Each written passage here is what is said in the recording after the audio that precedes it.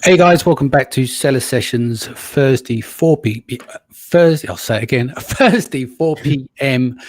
BST UK time. Again, it's our time to do an in-depth. Today I got with me Nick Eary. Hey Nick, how you doing? Yeah, very good, thanks Danny. And you? Yeah, all good. Do you want to let people know what you've been up to this week, and I'll share to the groups? Sure. Yeah, this week been busy trying to raise some finance for the business, just to help the business grow a bit faster. We've got that, and now just looking at launching more products. So yeah, pretty busy doing that. And how's Q4 treating you so far? Yeah, good. America's been good for us, but Europe's been a bit slow. But I think that's just the nature of the type of product that we sell. They're quite giftable. So I think we saw last year a pickup from sort of mid-November onwards. So I'm expecting really it to sort of stay like it is for a couple more weeks, and then it really to ramp up. Yeah, sounds good. Right, let's get into it. Let's go back to your childhood, basically. Right. So from a young age, was school a good thing for you? Did you enjoy it, hate it, or? Yeah, no, school was good. Yeah, I guess I was quite fortunate in school. I went to two reasonably good schools. Primary school was, they weren't private schools, but you know, just in terms of area where we lived and stuff like that. Yeah, I was quite fortunate. Was never sort of top of the class or anything like that. But I was always more intelligent than hardworking. Yeah. Really. So I understood things, but I didn't really put things into action. I didn't really have a passion for education, and I wasn't really sure why. If there was something I loved, I would put 100%, 110% into it. But I didn't really like curriculum, textbooks, that form of learning. Really, I don't really learn particularly well that way. Yeah. Did you see school as pointless, or did you see value in it? Yeah, I did see value in it. I never thought it was pointless. You know, both of my parents they didn't go through the sort of formal educational route. So, you know, one of the things my dad was sort of a manual worker, and for me, my brother and my sister, he never wanted us to go into that path. So he was quite I wouldn't say pushy in a bad way, but he was quite forceful of, you know, you're going to work hard at school, you know, I'm going to push you to be the best you can be. So yeah, that was quite, I guess, quite impactful on life, and, you know, in terms of growing up and my education. You know, in terms of secondary school, I went to a secondary school that, you know, you had to pass various tests and things to get into. So, you know, and a lot of the reason why I got in there was because of how hard my dad pushed us. You know, he'd be doing things in the evening, you know, extra maths, extra English, extra science textbooks. He didn't understand the stuff himself, but he just didn't. He just was driving you for excellence, basically. Yeah. So where was your first, or what was your earliest experience with entrepreneurship? Good question. I think from a really, really young age, I remember sort of just being kids, you know, me and my brother, me and my sister, we always had these little ventures. We're going to set up a hairdressers, or we're going to set up this or set up that. But it was always just kind of kids stuff, and it was just fun stuff. In terms of when I first took a plunge into entrepreneurship, and it was a huge cock up, was I remember being at uni, and I was big into eBay at that time, and I was, you know, buying stuff, selling stuff. I'd been doing eBay for years, bits and pieces. And I remember this business had gone bust, and they were selling all their stock. They were a card, like a gift card business. And I remember driving up, I can't remember, it was like Middlesbrough or Liverpool or something like that. And I went there in my car, and I bought all of this stock from this bankrupt stock from this business, fit it into my car. My car was literally almost touching the ground. Drove back to my halls of residence at uni, bundled it all in and then started selling it sort of on the side, selling it at uni, selling it at boot sales and whatever else. It was a complete disaster. Big learning experience for me. But yeah, I guess, I don't know. I don't think you can teach entrepreneurship. I think it's something someone's got or doesn't have. I think it's kind of innate within you. It's a bit like drive. It's like you can't teach drive and you can't teach passion. They're just kind of naturally, in my opinion, they're naturally within someone or not within someone. So at that young age, just dial back a bit because we kind of jumped to uni here. As a young age, you know, as a young boy and stuff, who was your major influences? From a really young age, I guess my parents were quite influential. My grandparents were quite influential, but I never really had any. I didn't really have any entrepreneurial figures around me. I only kind of realized this in the last few years, really, when I was sort of thinking about it, which was I was always kind of told, oh, you don't want to go off and start your own business. Oh, there's too much risk in that. You're going to have to pay tax. You know, there's loads of stuff you don't understand. Get a job. You know, everyone from around my area, typically, and so from my school, they all went on to, you know, because it was on the train line into London, everyone, you know, into Liverpool Street, Essex kind of way.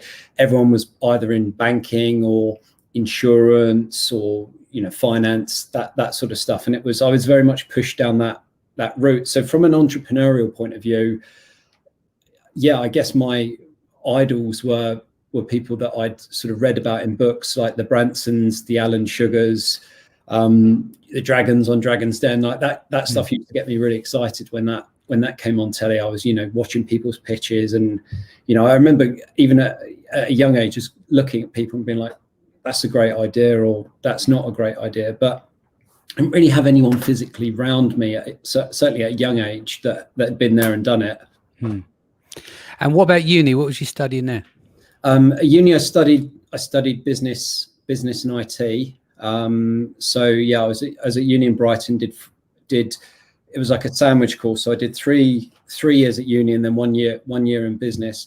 That for me was really the turning point in my life, in terms of when I realized that I wanted to work for myself.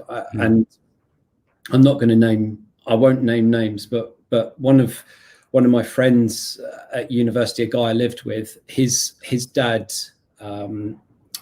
created a business from a very, very young age. It was a furniture business.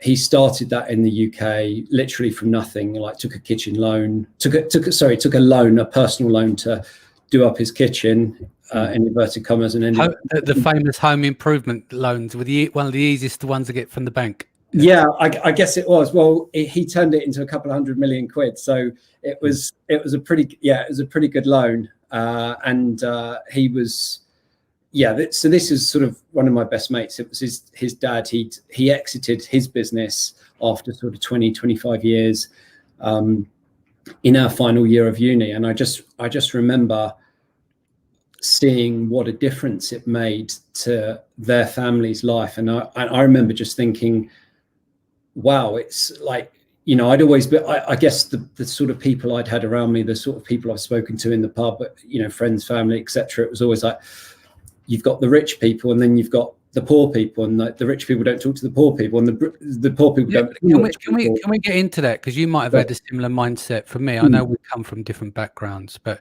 you mentioned rich and poor people. And it's very interesting because depending on your mindset and the people around you and your parents and everything else, there's a divide there. Like you look at, right, there's the rich people, they're evil. There's the poor people, they're poor. Yeah. And so you kind of have psychologically, you can, I know I did, is that it wasn't until I read Rich Dad, Poor Dad that it was like the light come on.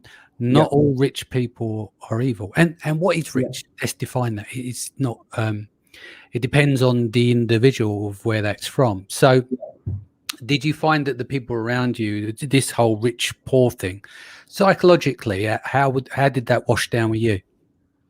I guess there was a bit of, I felt it, I guess, jealousy from my side, but I wasn't really interested. about the divide. I was more interested in how. Do you know what I mean? It's like, or why? Why are they rich? Why are they poor? You know, it's that for me was more interesting, because I'd always, the sort of way I'd been brought up, it's always like you're born into it.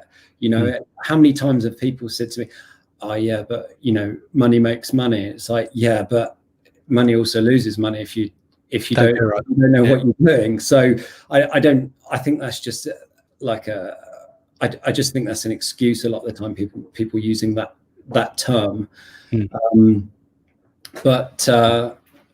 Yeah, no, for me it was just more about understanding why, you know, or how, what's the journey that excited me. What are you doing, you know? And I remember at that sort of age as well, once I'd seen someone completely change their life through business, I was like, oh, actually business really interests me. And then I started to speak to other people that had businesses, and I started talking about business, and then everything became business for me. Like, and you know, I used to talk about it to the point where people would tell me to shut up. You know, I just had a genuine passion for it. And this sort of goes back to the school thing. It's like, I didn't have a passion for maths or English or whatever. My passion was for business. I just didn't really know about it. Yeah. And so uni, where did we go from there? What did I do after? Yeah. I was looking, it's funny, I was actually looking to start a business with a couple of mates. We had these grand plans of opening bars and restaurants in no margins in restaurants. That's yeah. a tough one. Yeah. And I went to I went on this sort of grad scheme or graduate scheme. There was a bar chain called Pitcher and Piano, I think it was. Yeah. And so I got a job in there, and I was just like, yep, going to learn the trade. I'm going to learn the ropes, and then I'm going to go off and do it myself. Anyway, there's obviously a lot of alcohol involved when you're dealing in the bar trade, and I'm awful at keeping my mouth shut. So as soon as I got drunk, I started to say, yeah, what I'm going to do, I'm going to start this business and I'm going to learn as much as I can. Anyway, I got fired. It was the first time in my life I've ever been fired from a job. And it was the most embarrassing thing. I've never felt worse, genuinely never felt worse in my life, losing that job. But what did you get fired for? Is it because of the drinking and open your mouth, or was it? No. It was basically they said, look, we think you're a really well polished individual, but we don't think your loyalty is to the company. We think you want to do your own things. Which actually, I kind of, looking back at it now, I think that's actually quite a dumb thing for them to do, because you've got someone that's willing to put 100% in. Yes, they want to learn. Yes, they want to start their own thing. But you know, I was very loyal in terms of, you know, the work and work ethic I gave. I just wanted to understand the business. But that would have changed the course of your life as well. Yeah. So the fact that they pushed you out the door, because for them it's like, you either go an employee or you want to run your own thing. Eventually they're going to lose you. Do they want to carry on investing? And you investing your time on their dollar, and that kind of impact on you, the embarrassment and everything else, actually changed your course as well, didn't it? So there's an upside. We're sitting here, and we'll get into the rest of the story in a minute. You may be in a different place. Yeah. You know, so. Yeah. So after that, you got the push and shove, you had the embarrassment there, licking your wounds. Where'd you go next? So then I kind of just did what I knew, and I was just like, right, you know, my parents are right all along. And then, so I got a job working in London. Was working for Lloyds Bank. I bet you loved that. Went in every day. It wasn't in branch, it was like head office. And and it got to a point where I would want to book the meeting room next to me, and I had to email someone in India or something like that, just to literally, it was such a big company and I was such a small part of that. It's in reality, you had such little impact in the business. And they're just so slow moving. It just wasn't for me. I like, you know, I've still got friends that I speak to from that job, but it just wasn't for me. My passion wasn't in it. My heart wasn't in it. I loved being in the city. I loved, you know, going out and, you know, being up in London and stuff. But I think if you're entrepreneurial, you feel caged in a corporate environment, like I wouldn't say all corporate environments, but in a lot of corporate environments. And that's certainly how I felt. And I remember I was lucky. One weekend I was talking to my friend whose dad had sold the big company probably 18 months previous, and he said, my dad's starting this this incubator company. I was like, all right, what's that then? And he was like, he's putting some money into this new company, and from the main company they're going to incubate all these other small businesses to start. And I said, is he looking for people? And he said yes. So I went up, sort of had a chat with him, and that was the next chapter of my life, really. It was, we agreed to work together, and he said, look, you're young, you're hungry, you want to learn, etc. And yeah, he gave me a shot. So yeah, that took up sort of probably 5 or 6 years of my life, really. So what position you had there in the incubator? Because that I mean, that's a pretty good place to learn. Did you learn about exits and stuff and growing fast growth? Well, that's what I hoped it would be. It's not an incubator it wasn't an incubator in the sense of, like some of these sort of London or university-led incubators. That's sort of how I envisaged it. But actually what it was is his dad wanted to invest some of his money into different ventures. So he had a hospitality venture, he had a furniture venture, he had some property ventures. So it was kind of, I think the correct term is entrepreneurial. So it was like, I didn't own part of the business, but it was an entrepreneurial environment, and it was a great chance for me to learn. So I went in initially, I think the job title was something embarrassing like entrepreneur or something like that. And then as the business, they have these winky titles in the bigger companies, didn't they? Yeah. No, it's embarrassing, but what that ended up leading to was sort of a role in marketing, and then I sort of took over the e-commerce function there as well. So I was running the e-commerce for loads of different travel, like he had travel brands, other properties, other sort of property businesses as well. So for me, that was really a good insight into e-commerce. And I was doing a lot of the nuts and bolts stuff. We were working with agencies, but it was bits and pieces of web design, search, PPC, affiliates, that sort of stuff. So it gave me a really, even sort of traditional marketing as well, even into things like brochure design, advertising, that sort of stuff. So I really got a very balanced view of marketing in that sense. And like an integrated agency where they cover all the different channels under one roof. Yeah, we had like an in-house team. So there was, it varied in size. Some years it would be sort of a team of 2 or 3, other times it would be sort of 6. So, but yeah, we were like an in-house marketing function for these different businesses. So yeah, I learned a lot there, and then I guess it got to the point where I was just like, got that itch, and I was like, right, I'm going to go on my own, and I want to start. Before we do that, let me just say some hellos. Ben Leonard here says, hey guys, Cybeat is back. Good afternoon from a soggy Somerset. It's not great here in the village either, mate. Tiff's back. Good morning to you. And Roman is here saying, hi, Danny. So next stage then. So you're at the incubator. You was as a role of entrepreneur in residence. Yeah. And had a lovely title to go alongside of it. Got a bit bored. Where do we go next? Yeah, so I took the plunge at the complete wrong time, actually. 2008? Was it the crash of 2008? No, do you know, I'm terrible with dates. I had to write everything down before this call. About 2014 it was. Actually. Oh, okay. Right, okay. So it's not that long ago then, 6 years. Yeah. 2014. So I left the safe job and decided to sort of go on my own. I had this little brand that I'd been creating in the background. It wasn't on Amazon. I didn't know about Amazon then, but I knew what I knew, which was SEO, PPC, web, acquisition, getting people to your website, selling through different channels, your Groupons, vouchers, etc.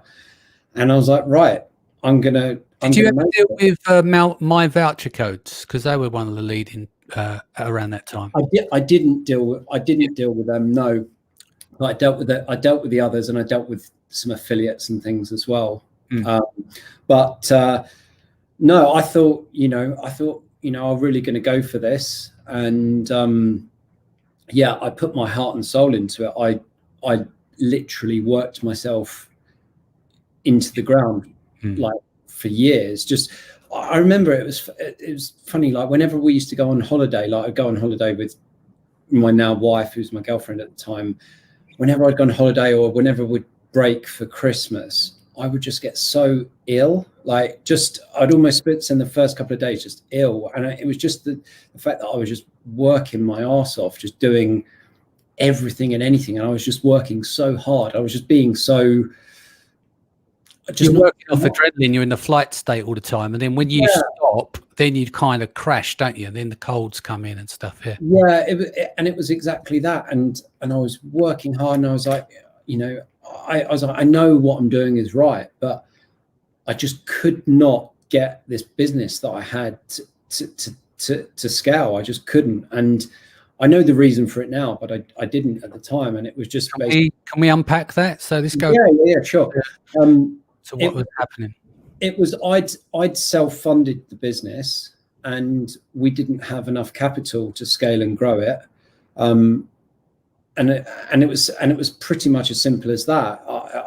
I was selling through channels that we weren't getting enough visitors. The products weren't converting well enough, but I wasn't spending enough on advertising. I know that now, but at the time, you know, I just thought it will come. Yeah, I just thought it will come. And I remember just saying to Lottie, my wife, I was just like, just trust me. One day this will work. One day this will work for us. And it got to a point. I was sort of about 3 years in, sort of. No, 2 and a bit years in, really late 2016. I remember just getting this email off my accountant. So yeah, I remember getting this letter in the post. It was a tax bill from HMRC, and it was like, you owe this much. And I was just like, how do I owe this much tax? Like, I'm not earning any money. Like, I'm losing money. And it turns out that I hadn't paid this tax bill. I just completely forgotten about it. I was doing this big launch at the time. And I remember being like, shit, that's more, that tax bill is more money than I've got money in the business. It's more money than I've got personally. And I just remember, like, this is embarrassing to admit it, but I remember just going home and crying. Like I had anxiety. Like I've never felt anxiety before, but all I can describe it is it feels a bit like a heart attack. Your chest, like your chest tightens up. Oh my God. And then you can't breathe from the throat leading up. I had it for about 3 days, and I was literally shaking the whole time. Like, you know, I was just anxious. I couldn't do anything. And eventually I remember I sort of decided in my head, I was like, right, I've got to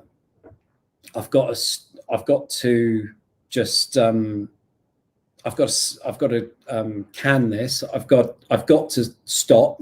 I've got to take stock, and I've got to go again doing something different because it's just not working. It's just not working. So break down for me, what was the next step? Like with staff, doing cutbacks in the business? No. It wasn't that big. It was basically me, and I just used loads of freelancers.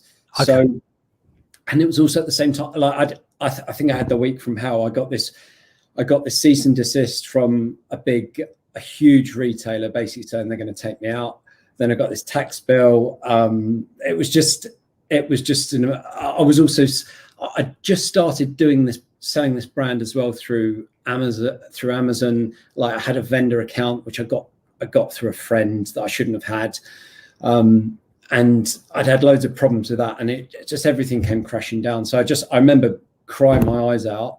And then I remember ringing my mum, and I just said, Mum, I'm really sorry to have to ask her. I said, can you just help me out? Can you just pay this off? Because it's compounding, the debt's compounding quicker than I can pay it off. I said, I will pay you back. I promise you I'll pay you back. Just please help me out. And she, like, you know, within 10 minutes, she was like, just tell me how much it is. I'll sort it out. And I'm incredibly lucky to have that, because there's a lot of people that aren't as in a fortunate of position as I was in. Like, my parents aren't wealthy. They just squirreled some money away, and yeah. My mum never. It's a difficult to ask, because that's their life's savings. It's not just savings; it's their life savings that you're tapping into. Yeah. So once you've got through that stage, you've got a bit of a bailout there to help with, obviously you still pay back. What happened next? Once you got the relief, you could pay the tax bill and offset your debts. What did you do from there? So I knew I had to start again, and I knew I had to start from scratch and do it quick. You know, at the time, my wife was pregnant. Yeah, she not much, like a month pregnant or something like that. And it was like survival mode, and I was like, right, it's make or break time. And this is a true story. I'm not exaggerating it. I had two routes to follow. I was like, right, I'm going to do the Amazon thing, because at the time I was watching that. Is the amazing seller Scott Volker. I was listening to him like religiously. I'd go for a run every day, listen to him, like get an hour, 2 hours of him in. And then I was also thinking, right, if the Amazon thing doesn't work, I'm going to take a job. So I was also applying for jobs. So with the Amazon thing, I didn't have the money to start myself on my own. So I had a guy that I was doing a bit of consultancy work with. He'd let me use his office, and I was helping him out, and he was letting me use the office. And I was like, I talked to him. I know he'd raised money in the past for another business, and he'd done business plans and all that sort of stuff. So we talked about the whole Amazon thing, and and he said, there's a real opportunity here. He said, you're really underselling yourself. You've got some really good skills that, you could raise money for this. And so I remember there was, like I said, there was two options. There was the job or the Amazon thing. So I spent with him, probably about 2 months finalizing this business plan. So it was like, right, this is our idea. We're going to create an FBA business. We need X amount of money to fund it to start with. This is how it's going to grow. And there were all these projections of, how much return these investors were getting. At the same time, I was doing my CV, writing about all my great experience, making it relevant to each job. And I remember it was a Thursday. I can't remember the exact date, but it was a Thursday in late 2016. And I'd been for a job interview that day. And also I had this pitch event where we had these four investors that I was going to pitch the business to. And before I'd done the pitch, I got a call from from the recruitment agent, and he said, look, Nick, we're ready to offer you the job. And it was a good job. It was a local job, like 2 miles from my house, 60 grand a year, which, in pounds sterling, being close to your house out of London, that's actually not that bad. Yeah, because you haven't got London weight in the costs, overheads. Yeah, exactly. And they were like, you can work from home. So I was like, 60 grand a year, or you can go into this. Or I had this Amazon thing. So anyway, I pitched this idea to these four guys. We were trying to raise 150 grand to launch the business, because there was like a government scheme that was like beneficial for entrepreneurs under 150 grand. And I pitched it to them. I knew a few of them before. I'd seen them in and around the office. And I didn't think anything of it. And then the first guy was like, yeah, I'll invest. Then the second one was like, yeah, I'll invest. And the third one was like, yep, I'll invest as well. The fourth one said he would invest, but later pulled out. So of our funding target of 150 grand, I got 75 grand, like in pledges, literally at the first meeting. And I was like, bloody hell, that wasn't that hard.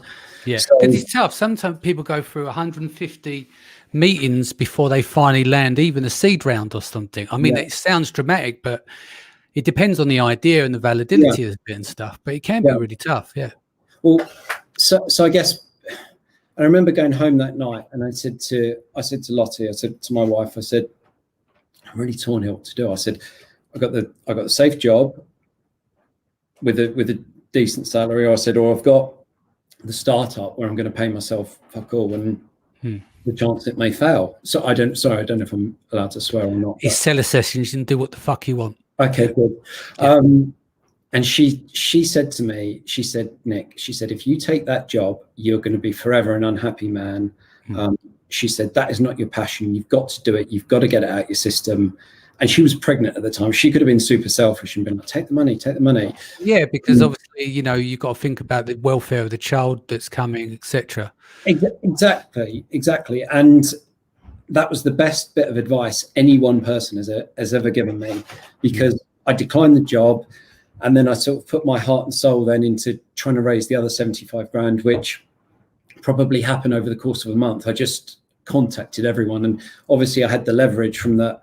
Hey, look, we've already secured 50% of the funding in the first week. Do you want to top the rest up? And yeah, I was getting pledges from people I hadn't spoken. You know, I had people.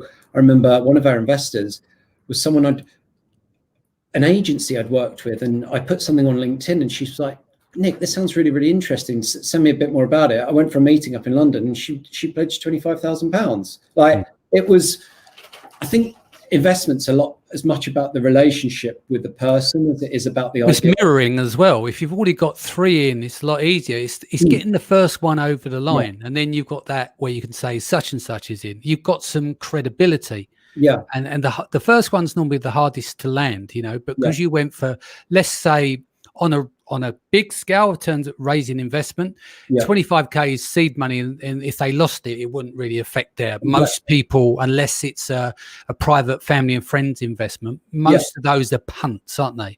Well, if it works, it works. If it doesn't, it doesn't. I'll do 7 or 8 of those a year and see what traction we get. So anyway, we closed the, I call it a round. It technically is a round, but we haven't since had to do any other funding or anything like that. So we got the investment in, started the business, and never really looked back. So it kind of grew from there. We launched the business in January. The products arrived probably September time. We had a really, really good Christmas, and then we did a Kickstarter campaign at a similar sort of time.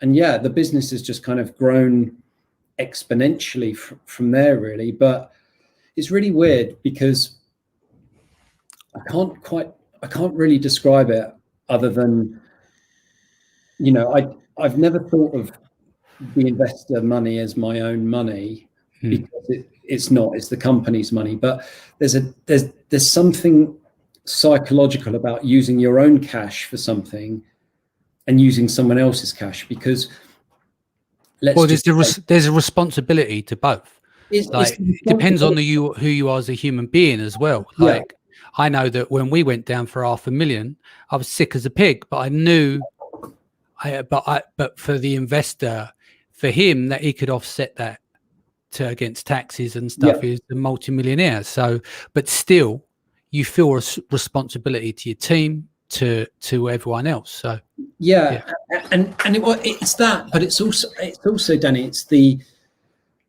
relationship. It's, you know, I'll give you an example, like advertising. In my own business, I would always be tight on advertising. I'd be like, oh, how can we save here and save there? I remember when we launched with these products, I went, do you know what? Right, how much do we need to spend? Right, let's just cap it out. Let's just max it out. And we were spending thousands and thousands of pounds per day on ads in the initial stages. But I knew that was right for the business because, you know, I'd read a lot, I'd watched a lot of videos and courses and everything else. And it paid dividends. But had that been my own money, there's no way on earth I would have been like, I'm not putting my money into spending that. So, but you build it up, don't you? You know, it's like when you're handling money, when you're handling hundreds, then thousands, then hundreds of thousands, then up and up, you get used to being around that level of capital and the responsibility. Like you do multi-millions now, right? Did you think a couple of years ago you'll be handling this kind of money? You wanted to, but were you equipped to do it? No, because you're learning to handle that money. Yeah, exactly. And you know what? What's been great about this business is it just the way it's scaled over time. It's never felt overwhelming. You know, we spend probably nearly $500,000 a year on ads. If you'd have told me that 3 years ago, you know, I would have, you know, had heart attack. I wouldn't have believed you. Yeah, I would have said no way, it's not possible. But it's just a natural thing that happens over time. Yeah. And so let's talk a little bit about the business. So this is up and running. When did the business actually start and you started launching these products from this investment? Sure. So formed the business in January 2017, spent the first couple of months, I remember going over to Germany to a trade show to find some suppliers, knew what product we wanted to go into, but knew there was a big trade show in Germany. So went out there with a brief, started talking to loads of different factories. And there was one factory who I didn't know existed, but I knew that they made a certain type of product. And luck had it, they were out there. And I just got on with them like a house on fire, just started chatting to them, almost in my head, discounted everyone else that I'd met, which was a stupid thing to do, but I just knew that they were the right supplier. So started working with them, started working with product designers. So, just there were certain elements of our product that we wanted to perfect, and brought in a couple of sort of like industrial designers to actually work on specifics on the product, and then placed the order. That was a bit of a strange day in terms of just physically parting with, a lot of cash for, it's a big jump into the unknown. But yeah, the products arrived probably late September, early October. Yes, some arrived into the UK, some arrived into America. And then the first sort of month was quite slow. And then as we came into Christmas, our timing was right, and we rode the wave really well. We had a really, really good Christmas, and and I guess that was the good foundation for the business. We went out of stock of everything, at various times, but everyone does when you start out. You have to make these mistakes to learn. Nobody's perfect. What about failures? Did you have any dud products along the way so far? Yeah. So our failure rate at the moment is probably probably from that initial batch, we had about a 40% failure rate. When I say failure, I consider failure over 2 years, not instant failure. Like we didn't have any instant failures, but just products that we phased out because we thought there was a better way of doing it or whatever. But yeah, our failure rate in the business now is probably about 20%. So for every 10 products we launch, 2 we scrap. Which how do you tuck away those ones? If you've got a plan in place, you go, right, okay, we're going to get out of this product to break even, or we're going to do this over a period of time, and we're just going to crush the products, or is there anything specific so that you can keep rolling? Yeah, typically my plan is, my strategy is just try and liquidate as quick as possible, because I want to put that cash into the next thing that I can 10x. That's in most basic terms. And often the thing I do is just, I know it sounds counterintuitive, aggressive PPC, dropping the pants on the price, flushing it through, getting it out, and just trying to turn it as quick as possible. Because I remember this old saying, old stock is dead stock, and it's costing you money every day. You just want to recycle it, get it moving. Yeah. And it is hard sometimes, because you have a product that you've written off, and you drop the price so much that they start selling in large volumes, and you're like, oh, actually, should we keep it? Should we not keep it? But you know. And do you get emotionally attached to them? No. My first ever business, yes, and that was exactly the wrong thing to do. But now I just look at it from a mathematic point of view, and it's just like, if it's not washing his face, you can't be proud. You just, Okay. Yeah. But sorry. Yeah, I was going to say, there are products sometimes that we have, though, if we've got 5 or 6 products in one category that are all complementary, there are products sometimes that will run at sort of just break even, just more to block out the category rather than, if that makes sense. Do you know what I mean? It's like, well, I'd rather have 6 products there than 4, because it dominates the competition rather than 4 against the competition. Yeah, that makes sense. Cool. What's your darkest hour before dawn? What do you mean? Like, what's my worst day ever? Yeah, it would be that day. It would be that day I got that email from HMRC, and that, yeah, just literally tears. Like, just I'm glad I went through it, because it's made me a lot stronger as a person. But yeah, that's like, it still hurts me just to think about it now. But what did you do to get mentally right on it? You know, like, because some people don't come back from failures. They collapse and go into the abyss, and they don't return. They don't find the strength. I'm not saying they don't have the strength, but the setback's too severe for them to make the comeback, and they kind of, you know, drift off and go in a different direction. I think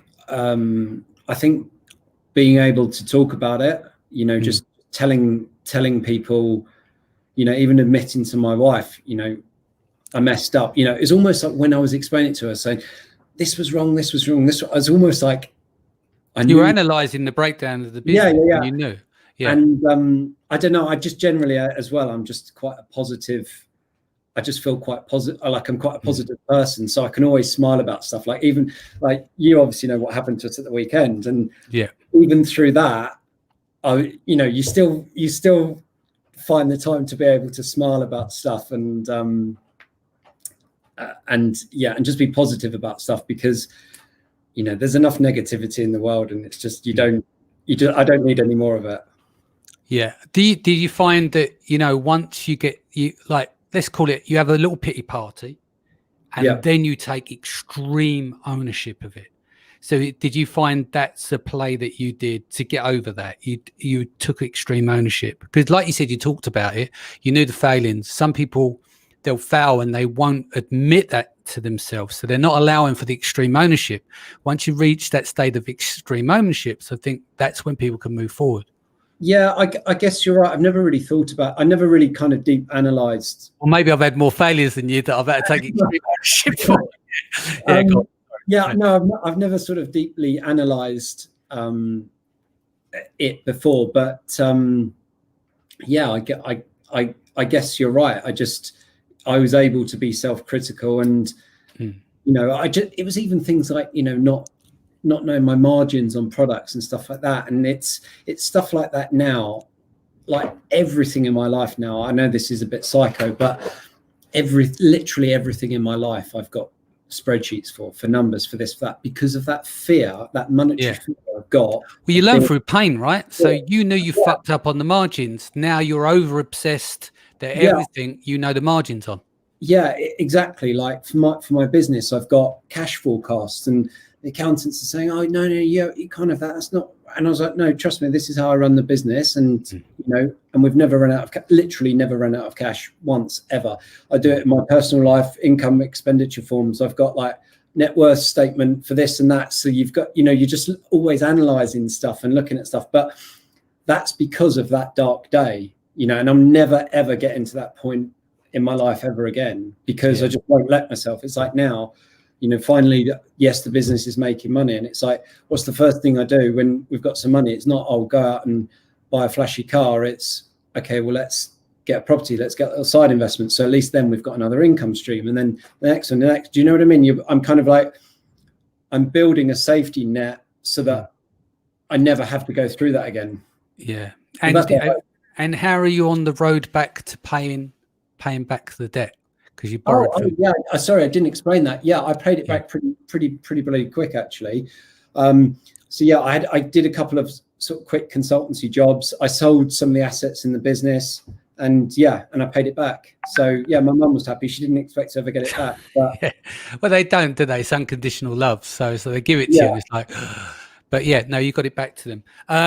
The future, you're getting ready to sell next couple of years. You want to get, is it because you want to get to 8 figures, or before you sell? Do you know what? No, what it is, Danny. It's just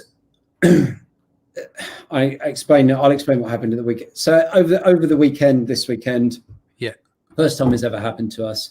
I think your message to me was about 4:35 in the morning. Yeah, it was about 4:30 in the morning. I woke up, had this just this terrible feeling. I never had it before. I never wake up in the middle of the night. I never get up, and certainly never get out and look at my emails or get on my laptop or anything. I just had this really weird feeling. Anyway, I get a message from the VA, and he said, all the listings are down in America.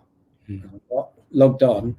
Someone's attacked all of our listings, literally took out our business completely in America. Our sales were probably 20% of what they normally are in a day. So I guess to answer the question, why am I looking to exit?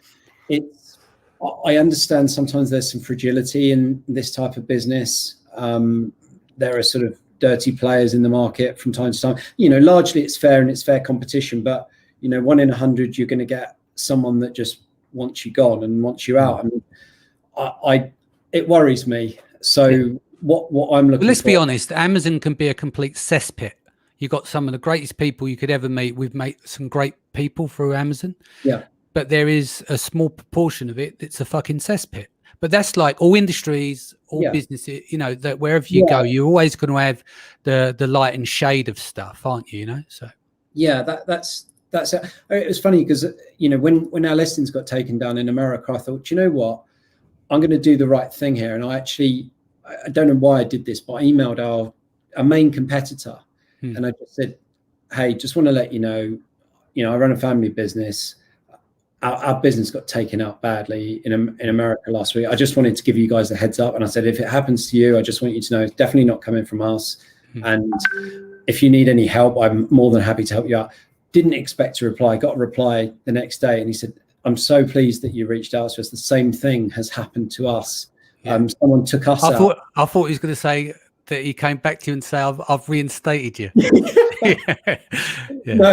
No, he actually said, same things happened to us. How did you fix it? And he's a competitor, but the market's big enough for everyone. Do you know what I mean? And it's like, you're all kind of in it together. And do you know what? They make good products. We make good products. Good luck to them. I don't believe in this kind of taking people out. It's just unethical. Bullshit. It's fucking narcissism. Well, you can get on and just do your business. You don't need to be. It's vile behavior, basically. And it says everything about you as a person. If you do that, you're a scumbag. But they're around, unfortunately. Indeed they are. So what is the answer to the question of the exit? The answer is hoping want to get it a bit bigger, just because I want to kind of, one, prove to myself that I can get it bigger, two, deliver a really, really good return for the investors that backed me when I was kind of at my lowest point.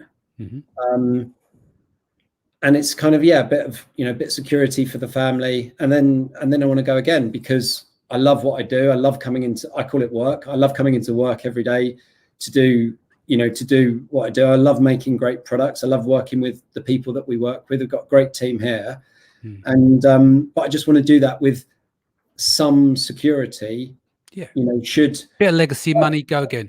If I die tomorrow, my wife and kids have got something. Do you know what I mean? That I can leave behind, not shares that may turn to nothing. So, legacy or money? What, for me personally? I think money. That's fine. People have different. And what would you like to do with that money? What, once I've sold? Well, no, just I asked you a question: legacy or money? You chose money. Everyone has their meaning behind whether they want to do it for. Legacy for me is, I'm not. I don't want to be famous. I've got no interest in becoming a name. I like my own privacy. I live in the countryside, whatever else. Legacy within my family. Legacy could be that you donate all your money to somewhere to help with some health issues or something. It doesn't necessarily mean to be famous. I've never said this before, but one of my things, I'm going to say it now because I've never done an in-depth with myself on this show because that would be fucking pure narcissism. Maybe we should do that then. But no, I've been offered a few times, but one of the things that I want to do, because I always choose legacy. So I'm going to give my legacy answer now. after losing 2 children, one of the things I want to do before I die, which is a big moonshot, and it won't be my money because I won't get there, I don't believe. I want to raise a 1 billion fund, and I want to take that money and I want it to invest in premature deaths of babies because I've lost 2 of mine. So what I'd like to do is, through my black book and associates and friends, a bit of my own money, is to raise a 1 billion fund and invest in the research and the technology to reduce that between 60 and 80% in my lifetime.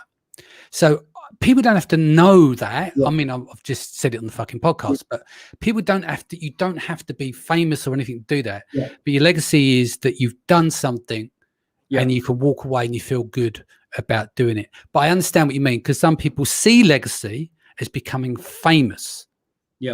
That and to me, it's not the same thing. Legacy is where you leave something, you've stood for something, and you've done something that you can be very proud of. And if the lights go out tomorrow, you gave it your best shot. That's legacy to me.